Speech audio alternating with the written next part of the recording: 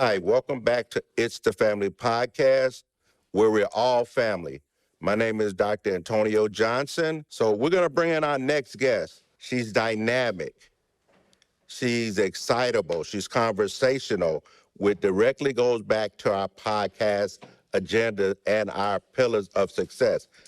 Welcome, Shanna Sigers. She's the vice president of Primerica. She has a lot of other monikers. She did a lot of other things, and we want to welcome to It's the Family Podcast. And we're excited to have you be a guest of our show. How are you doing today, Shanna? Good afternoon. My name is Shanna Sigers, as he said. I am a financial planner, right? I have often branded myself in several arenas. One arena is helping middle-class American families on what the wealthy people do and talk about, but nobody talking to middle-class American families in my whole, as he said, genre or my feel for the field is for women. So not only am I talking to women about financials, financial services or financial planning, but I'm also talking to them about, sister girl, what's in your purse? And I don't just mean the money. I mean, what's that baggage that we all carry? Because we all have things that we are concerned about in life, and we just need people to listen to us. So thank you so very much, Dr. Johnson, for having me on the podcast. I really look forward to your continued success and to your wonderful co-host, Mr. Jackson. Thank you so very much for having me here. Back to you. Thank you. Did I hear you correctly when you say you were a financial planner? Absolutely. Teach a middle-class American family on what the wealthy people talk about, and nobody talking to the people that's going to work every day. So many people I run into that know nothing about money. All they know how to do is make it. Well, and what I want to say, I'm sorry, go ahead. I have a question. I have $100 in my pocket. You say you're a financial planner. Sure. How long will it take for me to get rich off that $100? Well, I never say get rich. I always say get wealthy, right? You want to have your money work for you, even when you're asleep. And then it depends on how long you are able to be risky or not risky. You know, there's an up and down market. There's a stable market. There's a balanced market. So it just depends on your investment objective. But whatever it is, I can show you what you need to do to actually get there. And then it's up to you how you get there. I have another question to piggyback off of that I'm going to let Mr. Jackson ask you a question. In your business, what do you hate? What do you dislike when it comes to financial planning or estate planning? Tell me something that you dislike about the career path or the lack of opportunities in the community, things of that nature. What do you dislike about what you do? Okay, so first of all, let me say this. I'm glad you changed it from hate to dislike, because I hate nothing. What I found out is in our community or in the community, when no one educates us on finances, it's hard for us to understand it. But then once we have the understanding, it's even more difficult for us to implement it because nobody is coming to our community educating us on these concepts. So what I dislike about the whole financial arena is that there's not enough of us planning and helping people get to the next level or showing them how. It's like this, right, doctor? When you young, you go work for a living, right? And you can make all the money you want to make. But when you're more seasoned or older, you can't do that because now you got to pay for your medical expenses. You got Medicare A and B. You got to pay for your medicine. See, the system is not set up for when you're older, but when you're younger, the more work you do, the more money you can make. And it's not enough of us talking to our community. If you really had to look at something and the percentages of what we corner in the market, statistically, our numbers are extremely low. It's like, say, for instance, to every ratio, maybe it's like 38% financial planners. We might only have 2% to 5% of the market. So what I really want is more people to be educated on how money works. And I can actually help families with that. I actually give away a book. And I shouldn't say give away a book. Ask for a small donation so you can actually have a ebook of how money works. Great question. All right, great question. And also, what you were saying about teaching them how to be financially independent, I believe in like minority community that we should start have some type of class teaching kids when they're younger, because most upper class, middle class, they little kids got checking accounts, saving accounts. They know how to put money up. First thing we do, we get our money, we want to go spend it. So I think that's the starts right there. What do you think? I believe you are accurate. All right. Wealthy people, they teach their children at a young age how to have checking accounts and savings accounts. They also send their kids to college just to get knowledge. And then what they do is when they send their kids to college, they've already had a college plan set up for their children. But even once their college is over and the children begin to start their life, they will, because they want to set their children up for financial success, they may refinance their house just to give their children a start, purchase their children a starter home. See, one of the things in middle-class American families, we don't think about our children. We think, hey, they got to get it like we got it. Right? But each generation should progressively be better. We don't have to give them everything, but we have to teach them everything. Great question. Right. Another quick question. For example, might have a goal that I want to meet a certain savings in 5 years. What do you recommend I do? It sounds like I have to be aggressive, or should I like spread it out, or to be diversify my money, or what? Another great question. Hey, listen, it depends on your investment objective and how old you are, right? I'm not going to put you in anything aggressive and retirement age, you 60 something or close to that. So what we got to do is do something maybe balanced depending on your investment objective. Sometimes people invest their money and they're excited about being aggressive. So my recommendation is that people would get with me so I could give them a complimentary financial need analysis. And what that is that shows them where they are today and where they could be projected in 5 years if they follow the plan. If they are not able to follow the plan, I always talk to them about 10-15 now. And in order to understand that, they have to get with me to understand what 10-15 now is. Like we go to church and they say, you got to give God 10% of your earnings, right? Right. But most people don't know if to give it in the gross or the net. Right?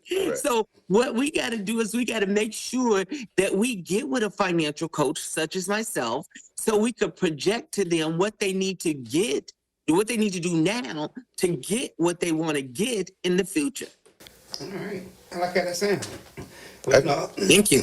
I still have plenty of time because, like I say, I'm only like 35, so I'm trying to Understood. I'm trying to get to $1 million within 5 years. Understood. Then let's get together so we can find out what it's going to take. Now, remember, you got to be 100% coachable.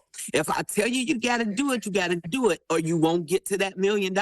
So you got to decide what you want to do, $1 million, or you want to come against me. All right. I take the $1 million. Great. Okay. Mrs. Sigers, I have a question for you to kind of piggyback off the financial wealth. Most people say you should have a lot of money. Most people say you should have your credit together. How does that work in aspect of financial literacy and creating your purchasing power and making sure your purchasing power is at its max? Great. So listen to this. As you was posing the question to me, I thought about it, right? And it only take a couple of seconds to even project this. First of all, if you got money, you can buy whatever you want. You can buy good credit. All you got to do is pay off everything, right? So how do you get to the good credit? You got to have money. So you got to always be projecting, how can I get more money? It's always, people will tell me, hey, Shanna, what are you looking forward to in the future? Helping you be the best you that you can be.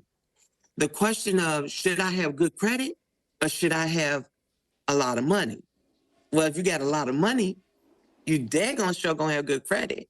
So what we got to do is we got to get you what you need to compensate for what you want. And I read a book just recently, and it was a gentleman, 50 Cent, said that, I'm giving his credit right now. He got a loan. Well, of course, he had to have a good credit to get the loan. He got a loan from a bank. Then he invested it. But he turned around and took that same $1 million and got another million. He invested in a bank, got another $1 million from another bank. Now he got $2 million. So it just depends on what you want to focus on. So you say tomato, I say tomato. If you got good credit, you can have good money. All right. If you don't have good credit, how do we get good credit? We make more money, pay those bills on time, and reach for the sky. Another question. Based on your background, this is for the younger generation that may be listening to this. They go out, they get, say, $2,000 or $3,000. They want to go shop at the best stores. They want to look the best to impress their friends, their family. What is your conversation on that? What is your thought process on getting your money, spending your money to impress individuals that really don't care about what you wear or how you wear it? But now you spent your money. Is that, for our young individuals out here, is that a wise decision? Or should you put some of that money up for a rainy day? Or how would you apply that to your financial wealth and your personal resources and financial building? Okay, great. So here's the thing, right? Wealthy people don't wear their money. They make their money make money for them. So you could go to a Dollar Tree and do a DIY or DIY, meaning that they do designing and stuff like that, and it'll look like you spent $1 million on it. Stop trying to impress people that's not concerned about you.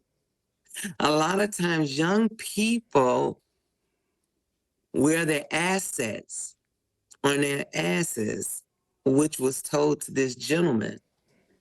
And you want to make sure you make your money make money for you. Wow. That's, if we take like a pause or break, me and my co-host, we're going to take it to the head.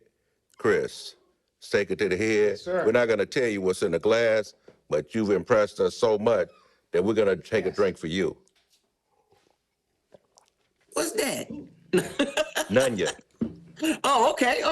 All right. You had to be a panel guest in studio in order to get some of this good stuff. Right. Time permitting, maybe one day I will. But coming to a podcast soon, we'll let you know what's going on, what's our private concoction, and maybe you can get a little bit for your private stock. One of those you offer like seminars, because a lot of people of color, they kind of like a little nervous about releasing their money, they're going to lose it, things like that. So they want to sit down and learn about it before they actually invest into it. Great question. Absolutely. Yes, I do. I love big events. Like, there are a lot of things that's out there that our community can take advantage of, and we just don't know. Like, if I go to a church, I could do something for the church organization. Or like I say, we have a fraternity, a football organization, pro basketball players, all of that. And one of the things is people want to know, they don't care how much you know until they know how much you care. So I agree with that. I have no problem getting with people because I love people. I wish somebody had educated me when I was in my 20s, could have talked to me. I wish, I only long for that. And the reality of it is I do those seminars. And it doesn't matter if you do business with me or somebody else. But the Bible always talk about in all thy getting an understanding. And once you understand, you'll be able to go to the next level. The Bible also says that my people perish because of lack of knowledge. Now, this is my own personal philosophy. I know when people know better, they could do better. So definitely, I do seminars. I prefer if it's 10 or more. So going back on a couple of questions that I had pre-prepared for myself to ask you. I know that, how long have you been doing wealth management, and do you have a consortium of individuals that you work with to get the best possible result for your clients? Absolutely. One of the things I want to say is even the coach has a coach. So I have in my organization over 135 agents that I work with alongside of me that's in the same team and on the same team, making sure that we all are on the same page and actually being duplicable so we can help people. But you asked me, how long had I been doing it? My baby right now in 2025 is actually 25 years old. I've been doing this for 26 years. Prior to actually doing this, I worked for Kemper, Zurich, and Chase. And I was just in customer service, and I heard people excited. They got their Series 7 license, their Series 6 license. I wanted to be just like them. And so I pursued the career of getting my investment license. And then I saw the pursuit of happiness, which only made sense to me of how we help people and pursue happiness. Okay, fantastic. I so appreciate you coming on our podcast, being able to deliver. And Shanna, you really delivered. You came in with a bang. Man, you leaving out with a bazooka boom. So we really appreciate you just coming in and kind of giving us the ins and the outs of financial building and being able to create more purchasing power based on those parameters that you mentioned in your introduction and your whole answering of our questions. And man, I got to give it up for you. Thank you. Thank you. Thank you so very much. And thank you again for having me.